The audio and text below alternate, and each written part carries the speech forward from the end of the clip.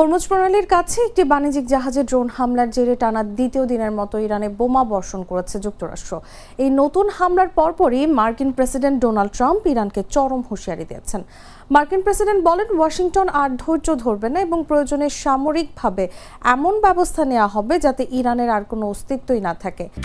Lily whipped shea mystic glowing body wash, secret to ultimate glow. এদিকে মার্কিন হামলার জবাবে বাহরাইন ও কুয়েতে মার্কিন সামরিক ঘাঁটিগুলোতে একযোগে ব্যালিস্টিক ক্ষেপণাস্ত্র ও ড্রোন হামলা চালিয়েছে ইরান। এই পাল্টাপাল্টি হামলায় মধ্যপ্রাচ্য জুড়ে আবারও যুদ্ধাবস্থা বিরাজ করছে।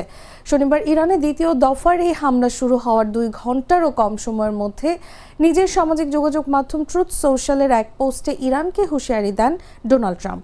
তিনি জানান, শনিবারের এই হামলা আরও বড় এবং তীব্র লড়াইয়ের পূর্বাভাস মাত্র। ইরান বারবার যুদ্ধবিরতি চুক্তি লঙ্ঘন করছে অভিযোগ এনে ট্রাম্প লেখেন, খুব সম্ভবত তারা কখনোই শিখবে না। এমন একটা সময় আসতে পারে যখন যুক্তরাষ্ট্র আর যুক্তি দিয়ে কথা বলবে না। তিনি আরও বলেন, সামরিকভাবে সেই কাজ সম্পন্ন করতে বাধ্য হবেন যা তারা সফলভাবে শুরু করেছেন।